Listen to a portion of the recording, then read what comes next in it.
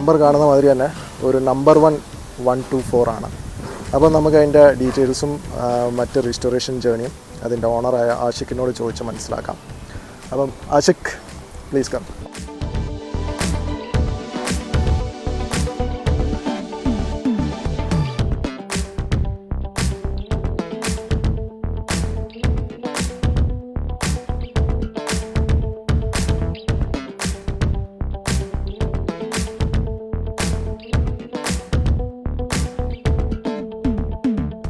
അപ്പം ആഷിഖ് ഒന്ന് പറയാമോ, എങ്ങനെയായിരുന്നു ഈ വണ്ടി കണ്ടുമുട്ടിയത്, എങ്ങനെയാണ് ഈ വണ്ടി ആഷിഖിൻ്റെ കയ്യിലെത്തിയത്, പിന്നെ ബാക്കി അങ്ങോട്ടുള്ള രജിസ്ട്രേഷൻ ജേണി എങ്ങനെയായിരുന്നു പറയാമോ? നമ്മൾ വണ്ടിയിലുപരി വണ്ടിയുടെ നമ്പറിനോടാണ് എന്നും ക്രൈസ് ഉള്ളത്. നമ്മൾ നമ്പർ 1 എന്നുള്ളൊരു കൺസെപ്റ്റിലേക്ക് എത്തിയത് നമ്മൾ എല്ലാ കാര്യങ്ങളിലും ബിസിനസ് ആയിക്കോട്ടെ എന്തായിക്കോട്ടെ അതിലെല്ലാം നമ്പർ 1 ആവണം എന്നുള്ള ആഗ്രഹം കൊണ്ടാണ് 1 സെലക്ട് ചെയ്യാൻ കാരണം. വണ്ടി നമ്പർ 1 അന്വേഷിച്ച് നടന്നപ്പോൾ റയറായിട്ട് വണ്ടികളൊന്നും കിട്ടുന്നില്ല. ലാസ്റ്റ് നമ്മൾ ഒരു 800-ലെത്തി. അത് മോഹവില എടുത്തു. ആ വണ്ടി എടുത്തു കൊടുന്നപ്പോൾ പലരും കളിയാക്കി, പലരും ഈ വിലക്കുണ്ടോ എന്നൊക്കെ ചോദിച്ച ആൾക്കാരുണ്ട്. പക്ഷെ നമ്മളുടെ ഒറ്റൊരു വിശ്വാസം, ആ വണ്ടി ഉണ്ടായിക്കഴിഞ്ഞാൽ നമുക്ക് ഇതുപോലെ 1-ാം നമ്പർ വണ്ടികൾ പിന്നെയും വരും. പിന്നെ കുറച്ച് നാൾ കഴിഞ്ഞപ്പോൾ നമ്മൾ പെട്ടെന്ന് അപ്രതീക്ഷിതമായിട്ട് OLX നോക്കിയപ്പോൾ ഒമിനി കിടക്കുന്നു 1-ാം നമ്പർ. നമ്മൾ അന്ന് തന്നെ കോൺടാക്ട് ചെയ്തു. ആ വണ്ടി ഞങ്ങൾ അഡ്വാൻസ് കൊടുത്തു. ഫസ്റ്റ് വണ്ടി കൊടുത്തു 800. അങ്ങനെ ഞങ്ങളുടെ പെരുമ്പാവൂർ കാലുകുത്തി. അപ്പോൾ ആദ്യം വന്നത് 800 ആണ്. ആദ്യം ഞങ്ങൾ അഡ്വാൻസ് കൊടുത്തതും വണ്ടി എടുത്തു കൊടുക്കുന്നതും 800 ആണ്. 800 ചെറുതിൽ നിന്ന് തുടങ്ങണമല്ലോ. അപ്പോൾ ഞങ്ങൾ 800 number 1 KL11G1. Okay, top G1. അപ്പോൾ അങ്ങനെ നമ്പർ 1 800 സ്വന്തമാക്കി. ദെൻ പിറ്റേത്തെ വീക്ക് തന്നെ ഞങ്ങൾ ഒമിനി പോയി എടുക്കുന്നു. ഒമിനി ഏതാ നമ്പർ? KL8P1 ആണ്. ഒമിനി 1 ആണ്. KL8P1. അങ്ങനെ രണ്ടാമത്തെ ഒമിനി ഞങ്ങളുടെ ഗ്യാരേജിലേക്ക് വരുന്നു. ഗ്യാരേജിലേക്ക് വന്നത് മാത്രമേ ഓർക്കുന്നുള്ളൂ. പിന്നീട് ഞങ്ങളുടെ ഒമിനി കണ്ടിട്ടില്ല. ഞങ്ങൾ റീസ്റ്റോർ ചെയ്യാനുള്ള പണി കാര്യങ്ങളായിട്ട് പോയി. ആ ഒരു ജേണിയിൽ പിന്നെ ഞങ്ങൾ ഒരു മേഴ്സിഡീസ് കാണും. അത് KL7Y1. അപ്പോൾ 1 കണ്ടു, 7 കണ്ടില്ല. 1 കണ്ടുകൊണ്ടാണ് ഞങ്ങൾ ചെന്ന് വണ്ടി കണ്ടപ്പോൾ ആ വിശാലതയും ആ നീണ്ടു നിവർന്ന് കിടക്കുന്ന ആ രാജപ്രൗഢിയും കണ്ടപ്പോൾ നമുക്ക് ആ വണ്ടി കിട്ടിയാൽ കൊള്ളാമെന്ന ഒരാഗ്രഹം. വില സംസാരിച്ചു, കുറേ സംസാരിച്ചു, ആളുമായി ബന്ധപ്പെട്ടു. ആള് നമുക്ക് നോക്കാമെന്ന് പറഞ്ഞു. പിന്നീട് ഞങ്ങൾ എൻ്റെ ഒരു സുഹൃത്തും കൂടിയാണ് വണ്ടി എടുക്കാൻ പോയത്. അപ്പോൾ ഞങ്ങൾ രണ്ടുപേരും തമ്മിൽ സംസാരിച്ച് രണ്ടുപേരും കൂടി ഒരു ധാരണയിലെത്തി, നമുക്കൊരു പണി ചെയ്യാം, നമുക്ക് രണ്ടുപേർക്കും കൂടി വണ്ടി എടുക്കാം. ഞങ്ങൾക്ക് ആ ഒരു ബെൻസ് കൊണ്ടു നടക്കാനുള്ളൊരു കപ്പാസിറ്റി അതിനുള്ളൊരു ഇതില്ല എന്ന് ഞങ്ങളുടെ ഉള്ളിൽ തന്നെയുണ്ട്. എന്നാൽ 2 വണ്ടി ഓൾറെഡി പെൻഡിങ്ങിൽ നിൽക്കുകയാണ്. അത് കഴിഞ്ഞ് മേഴ്സിഡീസ് ആണ്. സൂക്ഷിച്ചും കണ്ടും 3 സ്റ്റാർ അങ്ങനെയൊക്കെ പറയുന്ന ഈ രാജപ്രൗഢിയുള്ള വണ്ടി നമുക്ക് അഫോർഡ് ചെയ്യാൻ പറ്റുമോ എന്നുള്ളൊരു ചോദ്യം ഞങ്ങളുടെ രണ്ടുപേരുടെ ഉള്ളിൽ വന്നു. അങ്ങനെ കുറേ ആലോചിച്ച് സംസാരിച്ച് ലാസ്റ്റ് മോഹവിലക്ക് അവിടെ നിന്ന് ഞങ്ങൾ ആ വണ്ടി സ്വന്തമാക്കാൻ അഡ്വാൻസ് കൊടുത്തു. അഡ്വാൻസ് കൊടുത്തപ്പോൾ തൊട്ട് ഞങ്ങൾ ആലോചിക്കുന്നത് ഈ വണ്ടി എടുത്തു കൊടുന്നു കഴിഞ്ഞാൽ ഞങ്ങളെ കൊണ്ട് പറ്റുമോ. പിന്നെ ഞങ്ങളിങ്ങനെ കുറേ ആലോചിച്ചു, എന്തുകൊണ്ട് എടുത്ത് കൊടുന്നാൽ നമ്മളെ കൊണ്ട് പറ്റില്ല. നമ്മൾ പോസിറ്റീവായിട്ട് തിങ്ക് ചെയ്യേണ്ടത്, ഒരിക്കലും നെഗറ്റീവായിട്ട് തിങ്ക് ചെയ്യേണ്ട ആവശ്യമില്ല. വണ്ടി എടുക്കാം, ബാക്കി വരുന്നിടത്ത് വെച്ച് തന്നെ. 2 വണ്ടി നമ്മുടെ ഗ്യാരേജിൽ കിടക്കുന്നു, 3-ാമത് വണ്ടി വരാൻ പോകുന്നു. ഒരു സക്സസ്ഫുൾ ബിസിനസ് മാൻ എന്ന് പറയാൻ പറ്റിയിട്ടില്ലെങ്കിലും പറ്റും. ആ ഒരു വിശ്വാസത്തോടു കൂടിയാണ് നമ്പർ 1-ൻ്റെ പുറകെ പോയത്. അപ്പോൾ 1 എടുക്കണം എന്നുള്ള ലക്ഷ്യത്തോടുകൂടി അതിൻ്റെ പുറകെ അതിൻ്റെ ജേണിയാണ് പിന്നെ കുറച്ച് നാളത്തേക്കുണ്ടാകും. ഇതിൻ്റെ ഒരു മെയിൻ ലോജിക്ക് എന്ന് വെച്ച് കഴിഞ്ഞാൽ റെയർ മോഡൽ വണ്ടി ആകുമ്പോൾ സമൂഹത്തിലായിക്കോട്ടെ ഒരു വണ്ടിപ്രാന്തൻ എന്നുള്ള ഒരു ഇതിൽ ചിന്തിക്കുകയാണെങ്കിൽ അവർക്ക് ആ വണ്ടീനോട് ഒരു ക്രേസ് ആയിരിക്കും. ആ വണ്ടി കാണുമ്പോഴും ആ വണ്ടി വണ്ടിയിൽ ഇരിക്കുമ്പോഴും ഓടിക്കുമ്പോഴും ഒക്കെ ഒരു ഇഷ്ടമുണ്ടാവും. അതൊരിക്കലും നമുക്ക് അത് വിട്ട് കളയാൻ നമുക്ക് തോന്നില്ല. അപ്പോൾ ആ റെയറസ്റ്റ് മോഡൽസിൻ്റെ ഒപ്പം നമ്പറും കൂടി വരുമ്പോൾ നമ്മളുടെ ഉള്ളിൽ തന്നെ ഒരു നമുക്ക് ഒരു പ്രൗഡ് ഫീലിംഗ്. ആ വണ്ടിയിൽ നിന്നുള്ള റോഡ് പ്രസൻസ്, ആ വണ്ടിയിൽ നിന്ന് കിട്ടുന്ന സന്തോഷം, അത് ഭയങ്കര. അത് ആ വണ്ടിയുടെ അകത്തിരുന്ന് അനുഭവിച്ചാൽ മാത്രമാണ് അറിയാൻ പറ്റുള്ളൂ. അത് ഓരോ അത് വിൻറ്റേജ് പഴയ വണ്ടികൾ കൊണ്ടേ നടക്കാനോ അല്ലെങ്കിൽ അതിൽ ഇഷ്ടം തോന്നുന്ന ആൾക്കാർക്ക് മാത്രമാണ് അതിൻ്റെ ഒരു എക്സ്ട്രീം ലെവൽ ഒരു സന്തോഷം, ഹാപ്പിനെസ് കിട്ടുള്ളൂ വണ്ടി. അല്ലാത്ത ഒരു സ്പോർട്സ് കാർസോ അല്ലെങ്കിൽ പറഞ്ഞ പോലെ പുതിയ തലമുറയുടെ വണ്ടികൾ ഉപയോഗിക്കുന്ന ആൾക്കാർക്ക് കിട്ടിക്കൊള്ളണം എന്നില്ല. അവർ കയറുമ്പോൾ വണ്ടി ഇതെന്താ ഇത്രയും സ്ലോയിൽ പോകുന്നത്, എന്തുകൊണ്ടാണ് ഈ വണ്ടി ഇങ്ങനെ റോട്ടിൽ നിന്ന് ഇറങ്ങാതെ വണ്ടി നിങ്ങൾ ഒട്ടും ഇത് ചെയ്യാത്ത എന്താണ് സ്പോർട്സ് ഇത് കിട്ടുന്നില്ല എന്നുള്ള ചോദ്യങ്ങളൊക്കെ ചോദിക്കാം. മെഴ്സിഡസ് ബെൻസിനെ സംബന്ധിച്ചിടത്തോളം 124 സംബന്ധിച്ചിടത്തോളം RPM 15 RPMൻ്റെ മേളിലേക്ക് കയറുമ്പോഴാണ് വണ്ടിക്ക് പെർഫോമൻസ് ഉണ്ടാകുന്നത്. W124 250 ഡീസൽ എഞ്ചിൻ്റെ കാര്യമാണ് ഞാൻ പറയുന്നത്.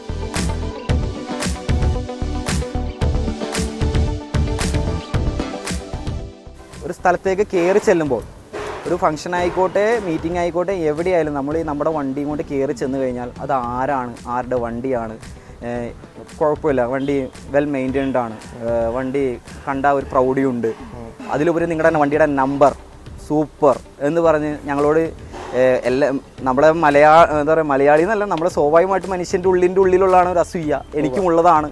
അപ്പോൾ എന്നാൽ പോലും ആ ഉള്ള ആൾക്കാർ പോലും നമ്മുടെ അടുത്ത് വന്ന് പറഞ്ഞിട്ടുണ്ട് വണ്ടി സൂപ്പർ. അത് ഭയങ്കര ഒരു ഇതാണ്. കൊച്ചിയിൽ 1-ാം നമ്പറിന് ലേലം ചില സമയങ്ങളിൽ ഒന്നും കൊടുക്കാതെ കിട്ടും, അത് ഭാഗ്യമാണ്, ദൈവത്തിൻ്റെ കൈകളിൽ എന്ന് പറയും പോലെ.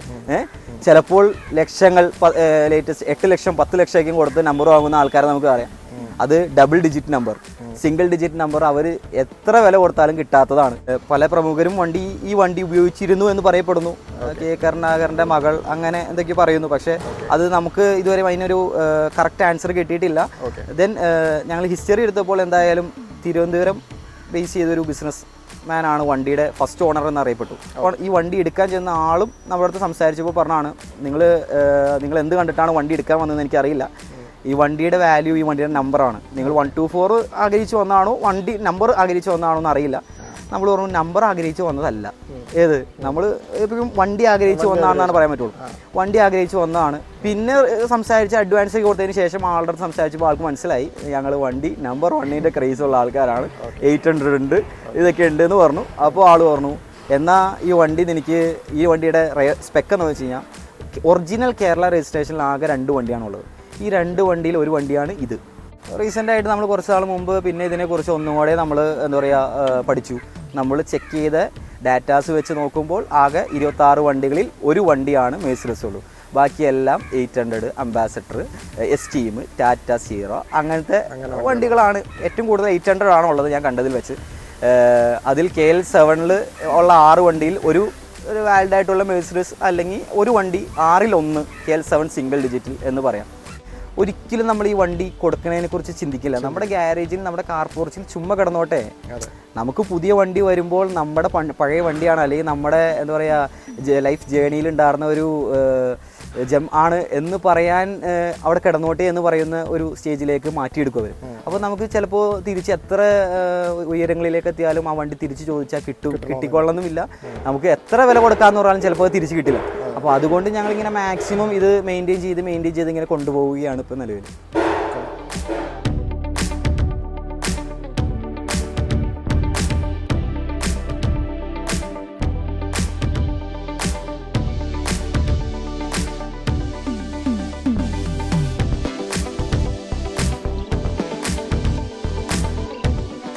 ഈ ഞങ്ങളുടെ വണ്ടി കൊണ്ടുപോയി നടക്കുന്ന ജേണിയിൽ തന്നെ പലപ്പോഴും ഇതിൻ്റെ പ്രീവിയസ് ഓണേഴ്സിനെ മീറ്റ് ചെയ്തിട്ടുണ്ട്.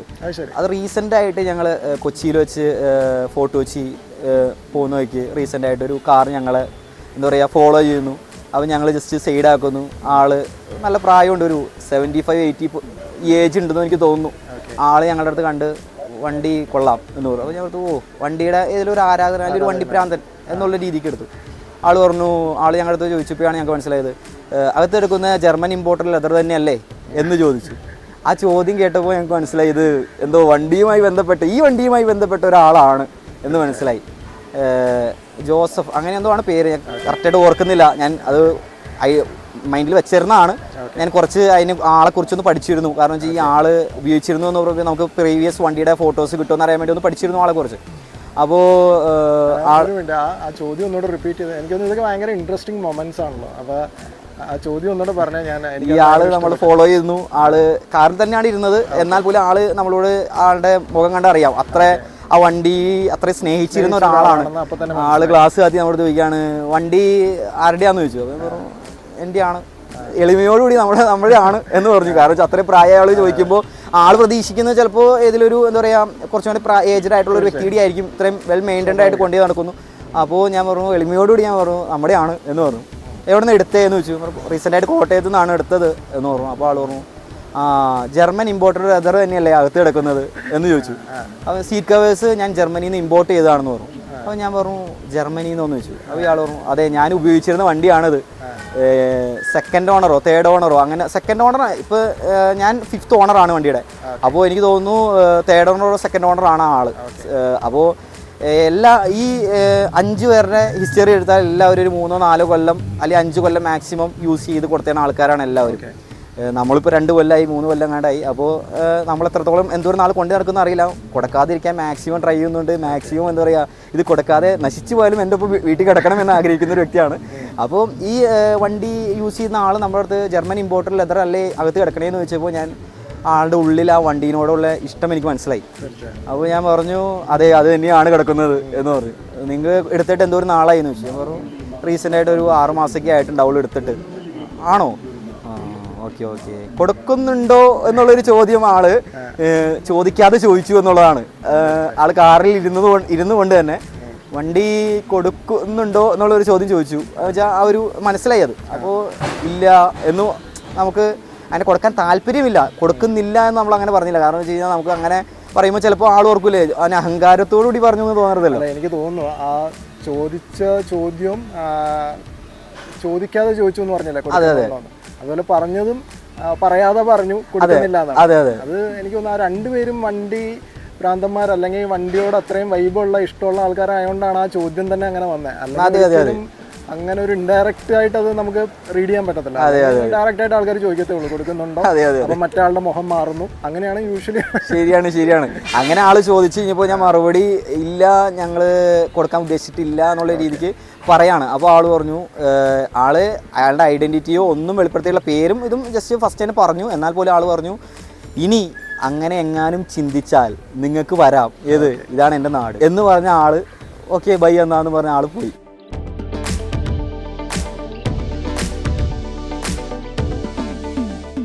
വണ്ടി ഇഷ്ടമുള്ള അല്ലെങ്കിൽ വണ്ടീനോട് ക്രേസ് ഉള്ള ആൾക്കാർ വളരെ വളരെ കൂടുതലാണ്. ഇന്നിപ്പോൾ എന്താ പറയുക, എനിക്ക് തോന്നുന്നു ഇൻസ്റ്റ അല്ലെങ്കിൽ സോഷ്യൽ മീഡിയ വന്ന പിന്നെയാണ് വണ്ടി പഴയ ക്ലാസിക് കാഴ്സിന് അല്ലെങ്കിൽ പഴയ വണ്ടിക്ക് കുറച്ചും കൂടി ഡിമാൻഡ് വന്നതും അതിനോട് കൊച്ചു കുട്ടികൾക്കായാൽ പോലും ഇഷ്ടം വന്നത്.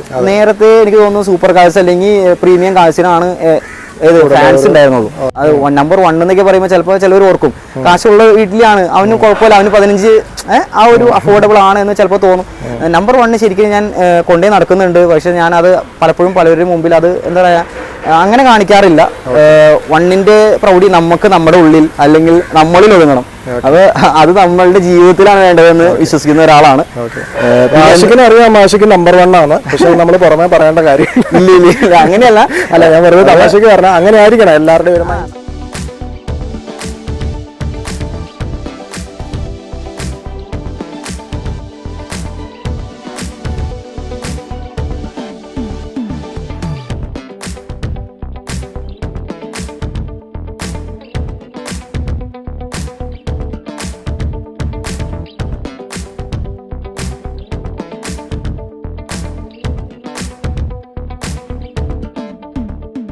ഇന്റീരിയറിൽ ഇപ്പോൾ നമുക്ക് ഹാൻഡ് ബ്രേക്ക് വരുന്നതെന്ന് വെച്ച് കഴിഞ്ഞാൽ നമുക്ക് പെട്ടെന്ന് മനസ്സിലായിക്കൊള്ളുന്നില്ല.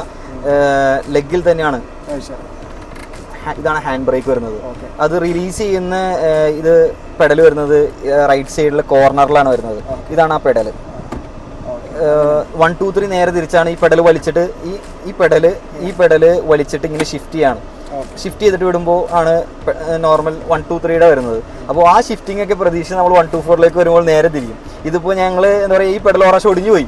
ഈ എന്താ പറയുക ഒരാൾ ഈ പറഞ്ഞ പോലെ വണ്ടി എടുത്തു, ഓടുന്ന് നിർത്തി, ഹാൻഡ് ബ്രേക്ക് ഇട്ടു, റിലീസ് ചെയ്യാൻ അറിയില്ല, ആളെടുത്തു വലിച്ചു തിരിച്ചപ്പോൾ ആ ഒടിഞ്ഞ് കയ്യിലിരുന്നു. കാരണം വെച്ച് കഴിഞ്ഞാൽ നമ്മൾ എന്താ പറയുക കുറച്ച് പഴക്കമുള്ളതാണ്. അപ്പോൾ അതിൻ്റെതായ രീതിക്കാണ് യൂസ് ചെയ്യാൻ പാടുള്ളൂ. അപ്പോൾ ഹാൻഡ് ബ്രേക്ക് മനസ്സിലാവില്ല. പിന്നെ നമുക്ക് പെഡൽസിലേക്ക് വരാണെങ്കിൽ പെഡൽസ് ഈ പറഞ്ഞ പോലെ ഒരു മിനി ലോറിയുടെ ഒരു പെഡൽസ് ആയിട്ട് കമ്പയർ ചെയ്യാൻ വേണമെങ്കിൽ, കാരണം വെച്ച് കഴിഞ്ഞാൽ അത്രയും വലിയൊരു പെഡൽസും brake pedals, hand brake, clutch പെഡൽസൊക്കെ കുറച്ച് വലിപ്പമുള്ള പെഡൽസാണ് നമുക്ക് കൊടുത്തിട്ടുള്ളത്. മെഴ്സിഡസ് എന്താ പറയുക അത്രയും വലിപ്പവും വീതിയും ഉള്ളത് കൊണ്ടായിരിക്കാം ചിലപ്പോൾ അത്രയും ക്വാളിറ്റി കൊടുത്തിട്ട് ചെയ്തതായിരിക്കാം അത്രയും. അതിന്റെ ഒരു കംഫർട്ട് റൈഡിങ്ങിൽ കിട്ടുന്നില്ല. ഉറപ്പായിട്ടും അത്രയും കംഫോർട്ട് നമുക്ക് എക്സ്ട്രീം എന്ന് പറഞ്ഞാൽ അത്രയും എക്സ്ട്രീം കംഫോർട്ട് ഈ വണ്ടിയിൽ കിട്ടുന്നുണ്ട്.